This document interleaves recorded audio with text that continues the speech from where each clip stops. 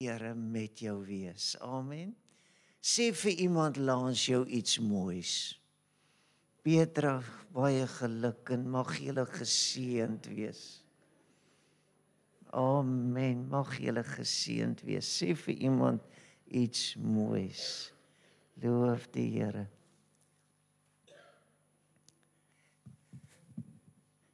Julle kan sien die pastoor se kop raak bietjie de mekaar. Hy moet nou 'n Bybelverklaring doen. En nou het ek te veel goed om vas te hou. Prys die Here.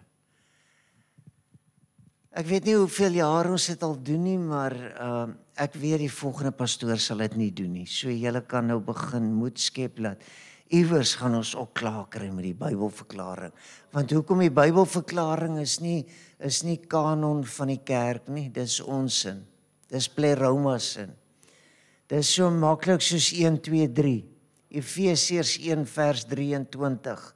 Die volheid van hom wat alles in almal vervul. En ek is so bly ons kan hierdie naam dra, Pleroma. En ek glo dis 'n naam wat 'n verskil gemaak het tot vandag toe. Amen.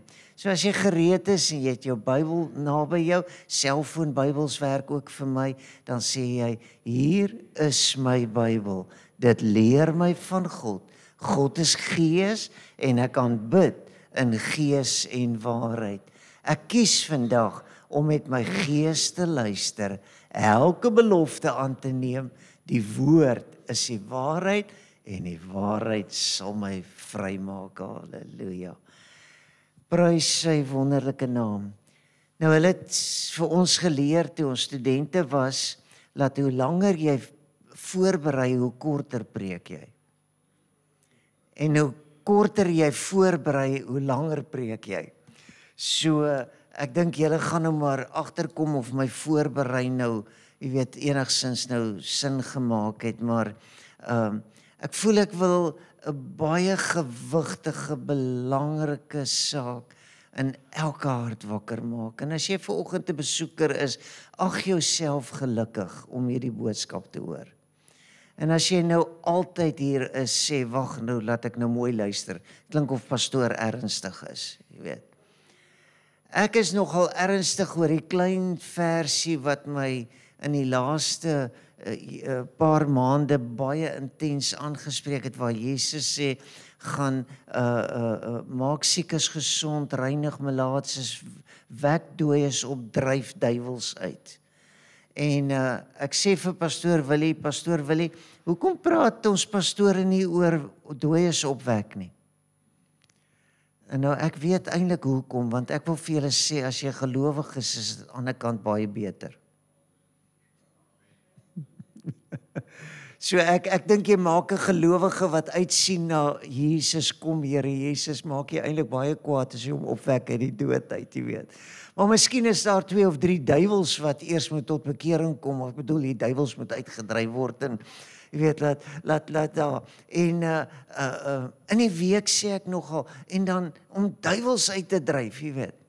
Nou, ek moet vir julle sê, my kleinkind het 'n hond wat, ek weet nie wat is in daai hond nie, maar gisterand moes ek nou gesag neem. En ek sê vir Margaret, jy praat te mooi, stop jy, staan een kant toe. En ek sê, brak. Nou. Maar ek dink is eintlik die vleeplak. Nou, ek is nie 'n dieremishandelaar nie, pas op vir julle. Maar ek dink is eintlik die vleeplak se klapgeluid. Hy werk seker soos 'n kanonskoot, ek dink so. Al 2 brakke, lang brak en klein brak, het amper nie geroer vannag nie. Maar lang brak, wat nou die moeilikheid is, het toe nou, as ek toe nou reg aflei agterna, hier by Margaret, en Margaret die heel nag met haar arms so op die grond geslaap. Ek het so gevoel gekry. So lang brak was toe nie so gehoorsaam soos ek gedink het nie, maar klein brak het vanoggend sulke draaie om my geloop, jy weet. Nou wat wil ek vir jou sê? Wat wil ek jou probeer bewus maak van daarvan? Is dat God is 'n autoriteit. God is 'n gesagdraer. Die God wat ons vereer, is magtig. Hy's groot. Hy's sterk. Niks en niemand kan hom weerstaan nie. En hoe dwaas kan ons wees om partykeer te dink, en dis nou maar my dink hoe ek daaroor dink, om as te ware vir die Here tong uit te steek en vir hom sê pewe. Ek sal doen net wat ek wil. Daar's 'n God in die hemel en ek en jy moet dit weet. En as ek vanoggend met jou hierdie boodskap gaan aanraak van laat halfpad vra moed hou, wil ek dit van toepassing maak op dit waarin ek en jy vanoggend is. Waarmee is ons besig? En ja, dis die helfte van die jaar en ons kan dit nou uittel. Jy weet, môre is nou die hoeveelste en oormôre is die hoeveelste en ons is by die laaste dag van Junie en dan begin 1 Junie en dan sê ons is die helfte van die jaar, nê. 12 maande is verby, 6 maande is verby en 6 maande lê voor. En soos ons besig met halfpad. Maar gaan iets daaraan koppel en dit is dat dis juis by halfpad wat jy iets moet verstaan, wat beteken dit om nie moedeloos te raak nie? Om nie moed op te gee nie. Om nie te sê, dis te moeilik nie. So kom ons kyk hoe dat ek en jy hierdie gedagte of hierdie waarheid ons eie kan maak, as ek vanoggend vir jou sê dat, as jy dink aan atlete wat om 'n baan hardloop, en dis heeltyd dieselfde baan, hulle hardloop om die baan en om, en dan kom hulle iewers, as hulle weet, dat hulle moet 8 keer of 12 keer om die baan hardloop, of hulle moet soveel keer herhalend wees, dan sê hulle, ek is nou halfpad. En ek is baie lief om hierdie soort videoetjies te kyk en te sien hoe dat mense 'n bietjie terughou op die eerste helfte en dan die tweede helfte dan begin hulle die krane oopdraai en jy sien hulle rek die bene of die tree en hulle begin net versnel en hulle uitoorlê hulle opposisie en hulle wen uiteindelik die wedloop omdat hulle gekyk het wat gebeur halfpad. Maar as ek jou kan help om te verstaan, laat eintlik verander bitter min. Alles bly dieselfde, die baan bly dieselfde. Al wat verander is dat hulle gaan 1 ronde verder en verder weg van die begin af en nader aan die einde. So raak 'n bietjie opgewonde saam met my, laat elke tree wat jy gee, bring jou nader aan die einde. En hoe voel hierdie einde? Wat dink ons oor hierdie einde? Hoe tel ons hierdie einde? En die groot vraag vir my is, wanneer kan jy seker wees dis halfpad?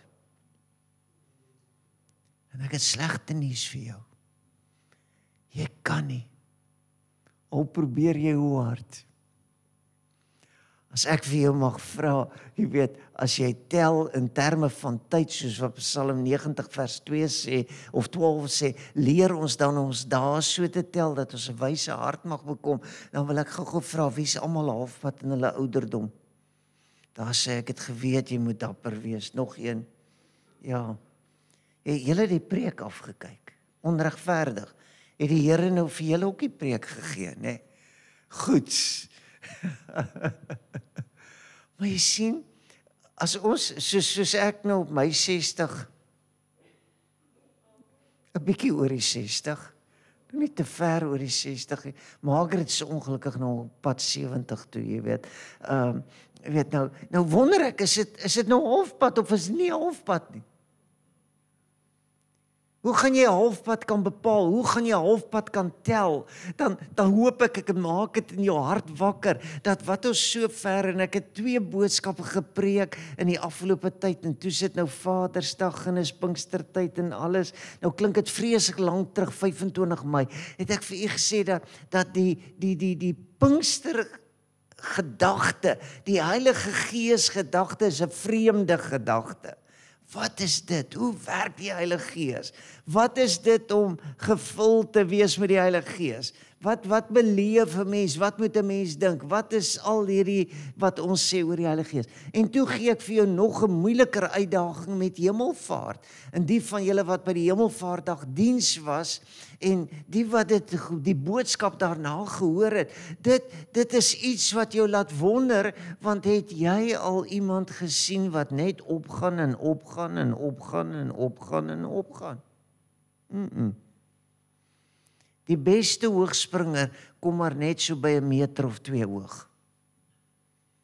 En alles wat opgaan het ek en jy geleer kom af. Amen. So, hoekom is die ouens so bang daar in die oorlog vir al die bomme wat val? Want hulle weet hulle gaan op en hulle kom af. En hulle verstaan iets of hulle begryp iets, dat daar's een of ander iets aan die hemelvaart wat ons moet in ons harte bære, en dit is dat jy moet vaste oortuigings hê. En as ek en jy stoei om te dink dat Jesus opgevaar het, dan wil ek vir jou sê, dan draai jy dit net om en jy sê, dis net die helfte van die Jesus se storie, want die ander helfte van sy storie is, hy het gesê, ek kom weer. Halleluja.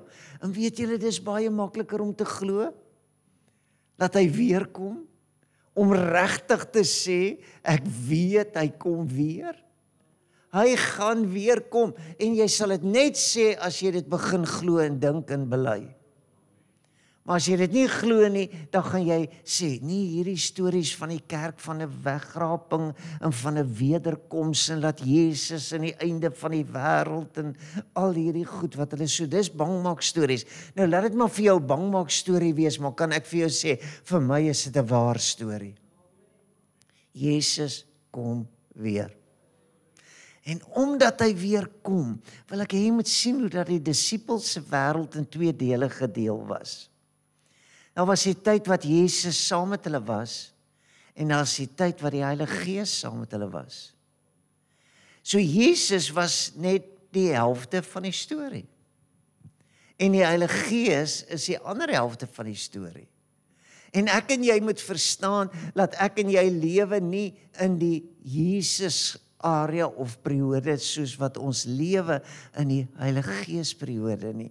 Nou is daar nou verskil tussen dit alles, dan wil ek jou help om te verstaan, dat as ons kan of wil praat oor halfpad, dan behoort ons nie te vergeet, dat ons is in die helfte, waarin die belofte gaan vervul. En let op, Jesus het gebid daarvoor. Hy het dit nie net bestel en gesê nie. Hy het gebid daarvoor. En ek wil vir jou sê, as daar nou een onderliggende of deurlopende gedagte is wat ek in julle harte wakker maak, is dat ons moet bid. Ons moet bid. Ek wil vir jou sê, of jy soos 'n fariseer op die hoek van die straat bid, maak nie saak nie, en of jy in jou binnekamer bid, maak nie saak nie, maar kan ek vir jou sê, sonder gebed gaan jy nêrens kom nie. Want hoekom? Jesus bid en hy sê hy bid die Vader en sê, stuur die trooster, sodat dit vir altyd by hulle kan bly. Nou dink ek, nou verstaan jy redelik wat ek wil sê oor halfpad, en oor, kan ons dit tel, kan ons dit verstaan. Kom ons lees 'n gedeelte uit die Bybel uit, wat vir jou 'n prentjie en 'n voorbeeld gee van 'n weduwee wat halfpad geken het, wat verstaan het wat dit is om halfpad te wees. Lukas 18 vers 1 tot 8. Hy sê, en hy het ook aan hulle gelykenis vertel, met die oog daarop dat 'n mens moedeloos moet word. Kan ek weer probeer? Hy het 'n gelykenis vertel met die oog daarop dat 'n mens, nee, julle moenie net daar stop, jy gaan aan. Gedurig moet bid en nie moedeloos word nie. Waaroor gaan hierdie gelykenis? Oor om moedeloos te word. Ja, regtig, Cassie, ek beloof jou. Hy wil sê, as jy moedeloos is, dan verstaan jy het opgehou bid. So moedeloos voel is 'n goddelike innerlike skakelaar, iets wat jou wil in beweging bring en jou wil terugbring na gebed toe. So as jy nou weer moedeloos voel oor iets, gaan val op jou knieë, gaan soek 'n hoekie, gaan soek 'n plekkie, gaan gryp jou Bybel of sit 'n CD aan of iets van die aard en begin om te bid. En te sê, moedeloosheid, wie is jy? Dankie dat jy my teruggedryf het na gebed toe. Jy sien, die meeste moedeloos maak mense net nog meer moedeloos, want hulle verstaan nie, hulle hoor nie, hulle weet nie, hulle begryp nie, laat begin bid. Bid. Maar pastoor, ek kan nie bid nie. En pastoor, toe ek gebid het, het hulle vir my gelag. En pastoor, van bid weet ek nie aldag nie, ek sê 4-5 sinnetjies en dan weet ek nie meer wat om te sê nie. Bid. Oefen jou geestelike spier van gebed. Hou net aan bid. Die een wat lekker bid is al die psalms, nê. Here, ek weet nie mooi wat om te sê nie, maar die Here is my herder en ek sal my ontbreek nie. En dan bid jy die psalms. Want hoekom, ek het vorige week vir jou gesê oor hoe dat die psalms gebede is wat God antwoord, nê. Hy sê daar was 'n regter in die stad wat God nie gevrees en geen mens ontsien het nie. Daar was in daardie stad 'n weduwee en sy het gedurig na hom, die regter, gekom en gesê, doen reg aan my teenoor my teeparty. En 'n tyd lank wou hy nie, maar daarna het hy by homself gesê, al vrees ek God ook nie, en al ontsien ek geen mens nie, tog sal ek, omdat hierdie weduwee my moeite gee, aan haar reg doen, sodat sy nie uiteindelik kom en my in die gesig slaan nie. Toe sê die Here, hoor wat die onregverdige regter sê. Sal God dan nie reg doen aan sy uitverkorenes wat dag en nag tot hom roep nie, al is hy ook lankmoedig in hulle geval. Ek sê vir julle dat hy gou aan hulle reg sal doen, maar as die Seun van die mens kom, sal hy wel die geloof op die aarde vind. Nou, ek wil hê jy moet iets verstaan, dat jy gaan uitdagende, moedeloosmakende, seer kry oomblikke in jou lewe hê. En een van hulle kon ons ook, en omdat dit vir my persoonlike naby ervaring is, dat ander dag nog het ons Jimmy Swaggart, wat die sanger is, die gospelsanger daar in Amerika, het hulle 'n groot 90 verjaardag diens vir hom gehou. Hy is op die oomblik, ek het nou nog nie die nuutste inligting gekry of gelees nie, is hy in ICU en hy veg vir sy lewe. Op 90, nê. Wat 'n vol lewe. Hy het meer liedjies gesing en geskryf as wat ek en jy kan droom om te hoor. Hy het Bybelvertalings gemaak van sy eie. Hy het die evangelie van ons Here Jesus verkondig keer op keer op keer. Hy was ook aangekla vir moeilikheid maak. En hy het ook verkeerd geloop, maar hy was bereid om sy skuld te erken, sy sonde te bely en om vrygemaak te wees en om 'n verlossingsboodskap te kan uitdra wat sê Jesus vergewe en Jesus is die antwoord. Nou kom sy seun Donnie uit die ICU uit en hy doen nou 'n update oor sy pa Jimmy en hy sê hy sit by sy lesenaar en die Heilige Gees maak hierdie sinnetjie in sy hart wakker. En hy sê dit. Hy sê, we are not human beings going through a temporary spiritual experience. Hy sê, we are spiritual beings going through a temporary human experience.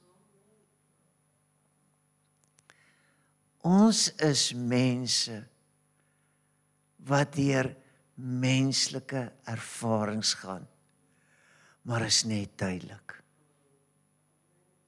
Dis nie vir altyd nie. So kan ek vir jou sê, jou oë wat nou nie meer so lekker wil sien of lees nie, is tydelik.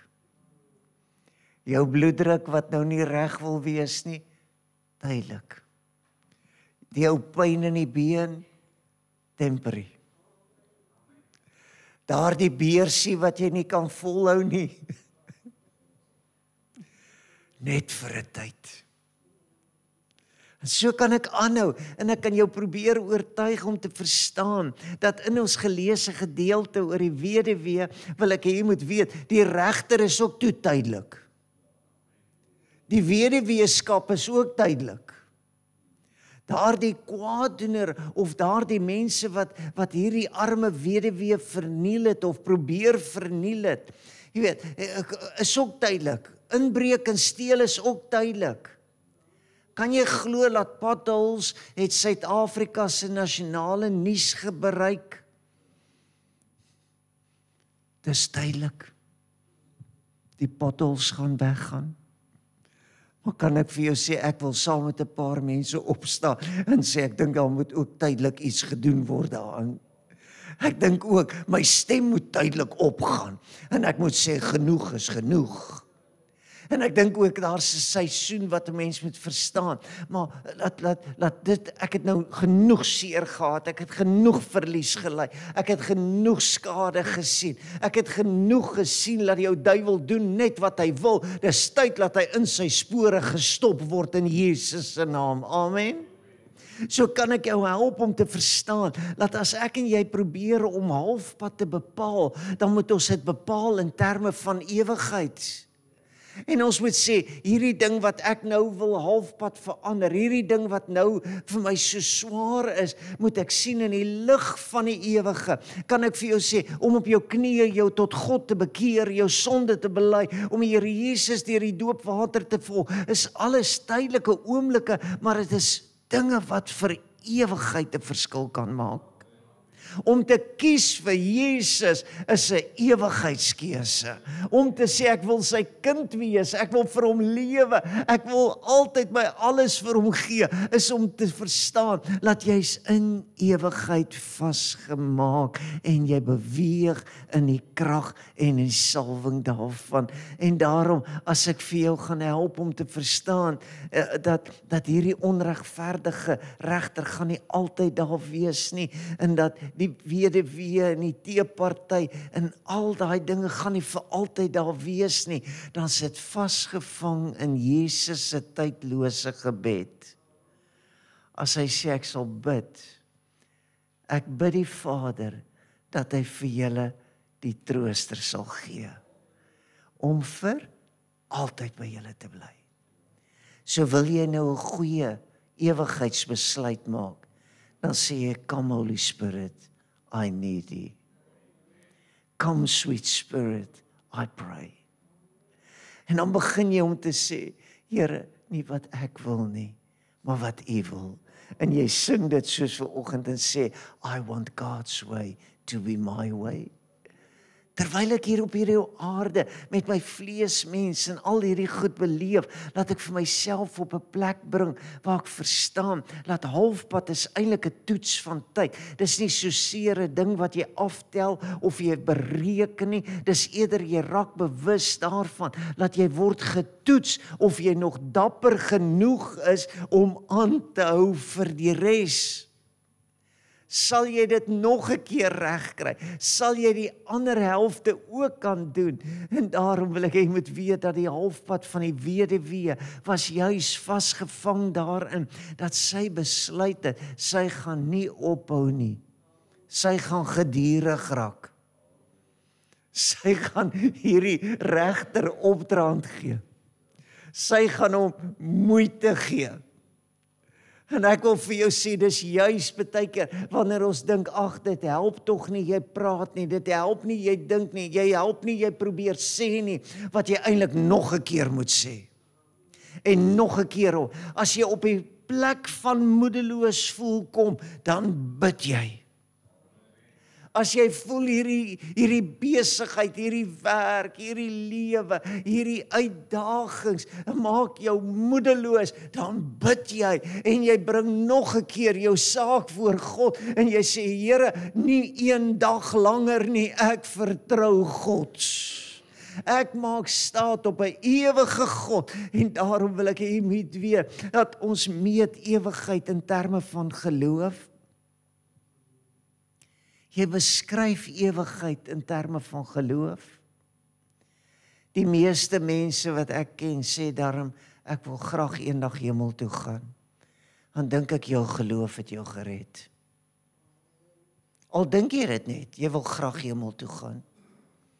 Weet, want ons gaan nie tydelike goed doen van bekering en doop en ons gaan nie tydelike goed doen van reg lewe en sonde nee sê en ons gaan hierdie tydelike goed probeer regkry. Maar kan ek vir julle sê, daar's 'n ewigheid daaraan om te glo dat Jesus gesterf het vir die sonde van die wêreld en dat hy 'n ewige oplossing is vir elke mens wat hom aanneem en dat hy gesê het, as jy my aanneem, noem ek jou kind en as jy my kind is, weet jy waartoe jy op pad is.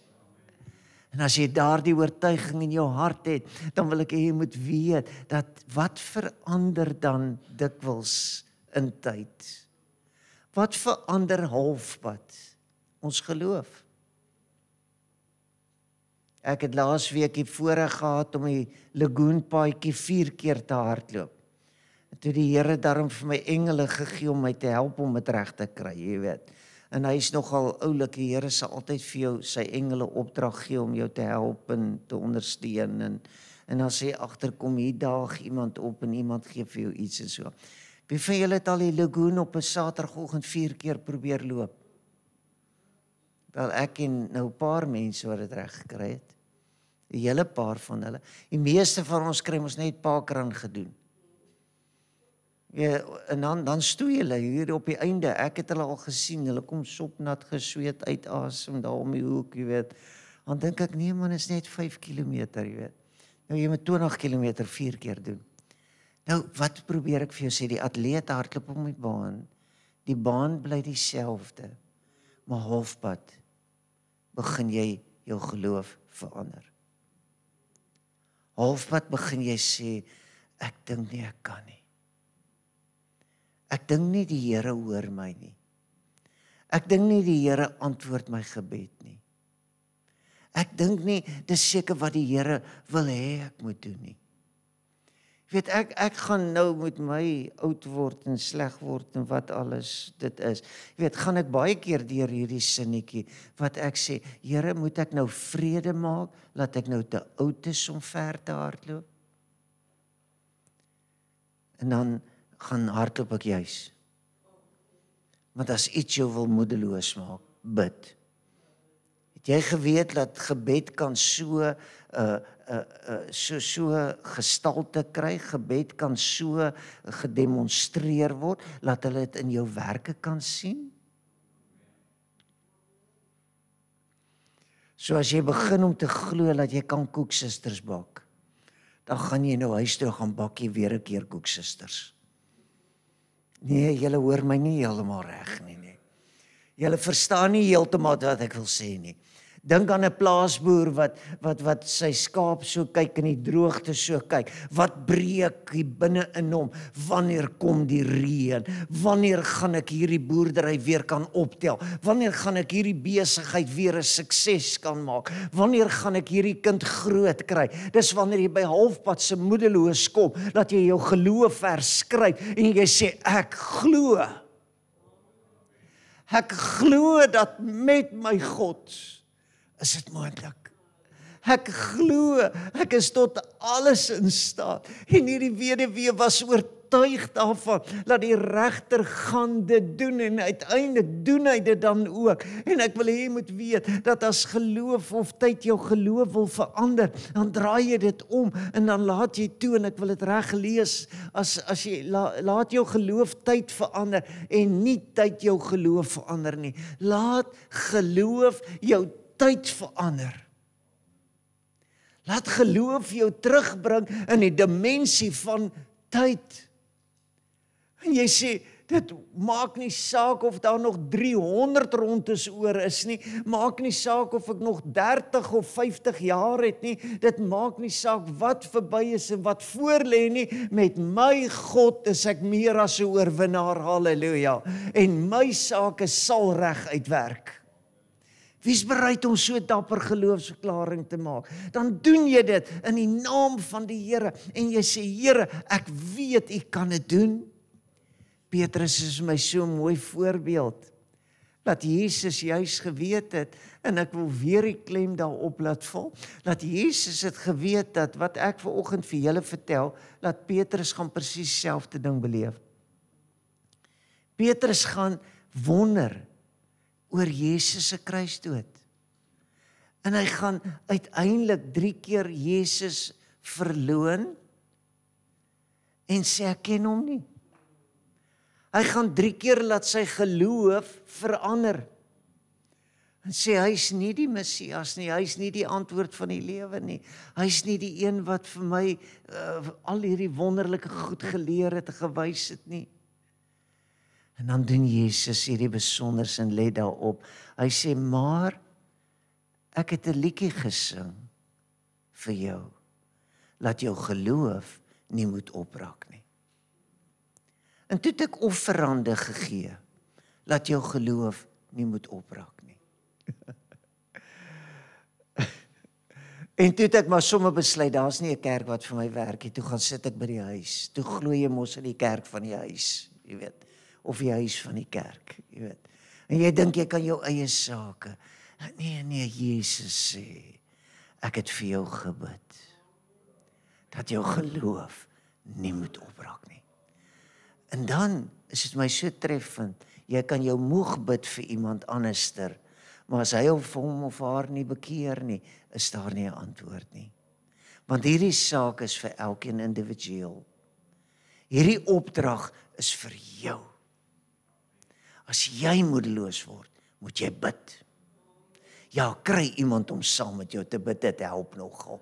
Kry iemand wat saam met jou aanhou geloof verklaar, dit help nogal. Maar uiteindelik is dit jy wat vas staan en sê, ek glo God. En daarom wil ek hê jy moet weet, 'n regter wat God nie vrees nie en geen mense ontsien nie, hoe verander jy so 'n mens? Ek wil hê jy moet weet, dit is 'n gees en 'n gesindheid van boosheid, waarin ons vasgevang is op hierdie dag waarin ons lewe. En ek gebruik so klein bietjie van jou tyd om hierdie saak seker te maak in jou hart. Maar kan jy die tydloosheid van Jesus se woorde waardeer? Ken jy 'n regter wat God nie vrees nie en geen mens ontsien nie? Wag maar net totdat iets met jou gebeur. Dan hoor jy, en ek wil vir jou sê, die meeste van daai regters het in hulle lewe nie een regboek op 'n universiteit oopgemaak het. Hulle het nie een dag in 'n regsklas gesit waarin 'n dosent hulle gesê het, dis hoe die reg werk nie. Hulle is sommer net so eie verklaarde ek-regters. Mense wat gedurig vir jou wil sê hoe dit moet wees, wat dit moet wees, hoe jy moet maak, waartoe jy moet gaan. En dan wonder jy, wie het dan nou, en onthou julle Kain en Abel, wie het my as my broer se wagter aangestel? Wie het nou gesê, ek moet iets te sê hê vir jou, en ek wil hê jy moet weet, dis 'n gees en 'n gesindheid waarteen ek en jy moet waak, is om te besef, dat ons moet mense terugbring by God. Maar as ons hulle terugbring by die Here, moet ons verstaan wie die regter is. God alleen is regter. En daarom in hierdie gedeelte wil ek hê jy moet weet, as die draaipunt ons geloof is, en as halfpad jou terugvat na die begin toe, en jy soos hierdie weduwee begin om vir jouself te sê, wat was my eerste woorde? Was doen reg aan my teenoor my teeparty. En ek wil graag hierdie woorde vir jou mooi verduidelik, laat jy verstaan, laat sy het begin, die weduwee het begin met die einde in sig. En sy het gesê, ek soek niks anders as dit nie. Wat het sy gesê? Sy het gesê, doen reg aan my teenoor my teeparty. Doen reg aan my teenoor wat mense oor my sê. Wat mense van my dink. Dat die Engelse woordjie werk baie mooi, en ek gaan dit vinnig met jou doen. Die Engelse teks sê, avenge me of my adversary in vers 3. Now because God loves justice, he promised to repay us. Ek wil stilhou, dat dit eers insak. Dis wat jy moet verwag in hierdie hele moedeloos bid, geloof, en nou is daar nie 'n God in jou saak nie. Is dit net jy wat moedeloos bid en glo? Nee, jou geloof bring die derde of die beslissende party in aksie. Bring die een oor wie dit eintlik gaan in aksie. En ek hoop jy snap nou wat ek vir jou wil sê. Nou is dit nie meer jy nie. Dis nie meer jou moedeloos in jou geloof en jou bid nie. Dis God. Skielik sit God regop. Staan God regop. En hy neem gesag. En hoe neem hy gesag? Hier sê verklaring, hy sê, because God loves justice, he promised to repay us for every unjust act committed against us. This means everything, whether stolen, delayed, withheld, sabotage, or blocked in our lives. En ek wil hê jy moet weet, dis niks anderster as wat vers 7 en 8 wil sê. Hy sê, God sal reg doen. En is vir my so mooi, dat God wil gou reg doen. Moenie jy dit uitstel as die Here onmiddellik vir jou iets wil doen nie. Moenie laat jou onsekerheid oor God en wie God is en wat God kan doen in die pad kom nie. Kom op 'n plek waar jy sê, my God is magtig en hy doen dit en hy's besig om te doen. Want hoekom? Hy sal reg aan my doen en hy is waarlik die God op wie ek kan vertrou. En daarom wil ek hê jy moet weet in hierdie gedeelte as jy hom lees, dan is dit die mooiste vir my daarvan, dat die regter wat beskryf word is glad nie God nie. Is absoluut die teenoorgestelde van God. Hierdie regter, en nogtans sê die regter, ek sal reg doen. Ek sal aan hierdie weduwee reg doen.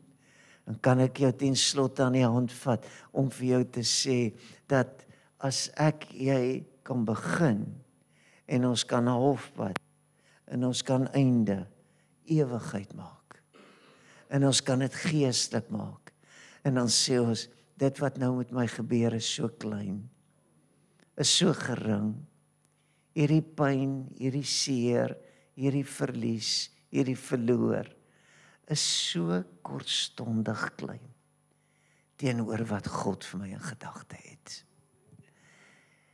En dan wil ek nie vanoggend jou pyn, verby kyk nie. Ek wil nie jou stikkend verby kyk nie. Ek wil nie jou verontregting miskyk nie. Maar ek wil vir jou sê, is dit regtig belangrik genoeg in die lig van wat God vir altyd vir jou wil doen? Het jy al geleer, of dis iets wat ek in my lewe geleer het, dat elke droogte in die wêreld se geskiedenis het nog altyd geëindig in reën? Daar's nie 'n droogte wat nie eindig in reën nie. Dankie Sissel. Daar's nie 'n droogte wat nie eindig in reën nie.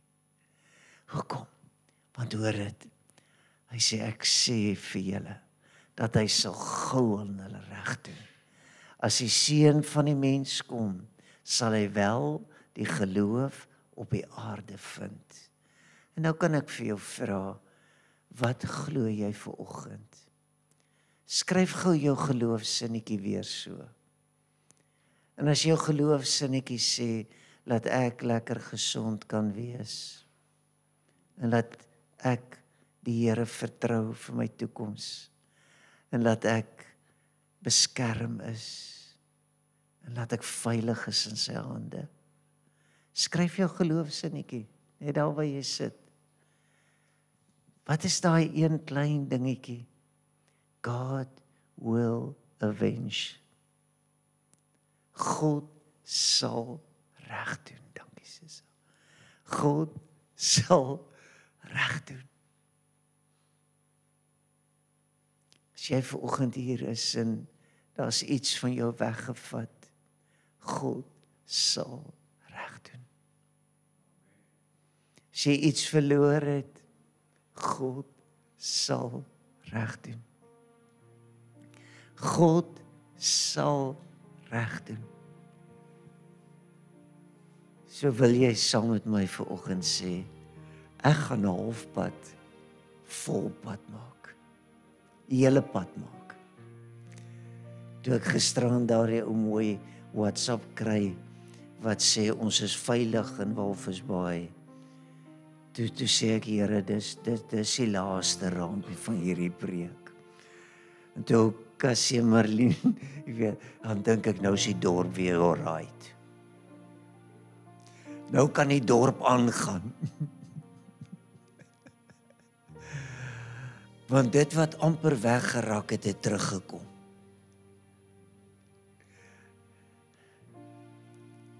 God is in staat om alles wat jy verloor het, alles wat jy pyn, alles wat stikkend was, om dit om te draai, glo God. Pastoor, maar ek bid al so lank en ek het soveel pyn en kom jy agter dit verander nie. Miskien is jy net halfpad. Miskien is jy net halfpad. Moenie laat jou geloof verander nie.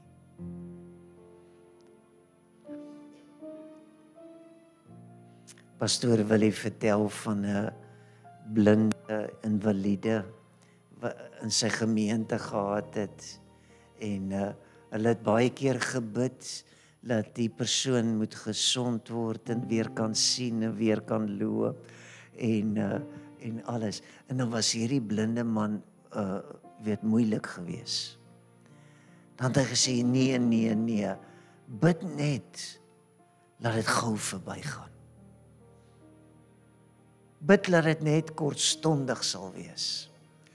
Hy sê, want as ek eers daarbo is, hy sê, is daar nie rolstoele nie, en daar's nie blinde mense nie. Jy gaan sien en jy gaan lewe tot in alle ewigheid. Halleluja. Dis iemand, dis 'n persoon wat halfpad, volpad gemaak het. Gesê het, ek kan nie wag om by hom te wees nie. Kom ons bid saam. Hemelse Vader, help ons om nie moed te verloor nie. En Here, help ons om te verstaan dat as moedeloosheid ons toevou, dat ons juis ernstiger sal bid. Dat ons met groter inspanning sal bid. Maar Here, bo alles, gee dat ons bid, ons geloof vasmaak. Ons weier om nie te verklaar dat U reg is. Dat U die alleen reg is. Here, dat U vanoggend in die prentjie kom van harte en lewens, van manne en vroue wat in hierdie gebou is, en ook hulle wat miskien later die boodskap gaan luister en kyk, dat dit tot hulle sal deurdring, dat hoeveel te meer sal ons Hemelse Vader reg doen.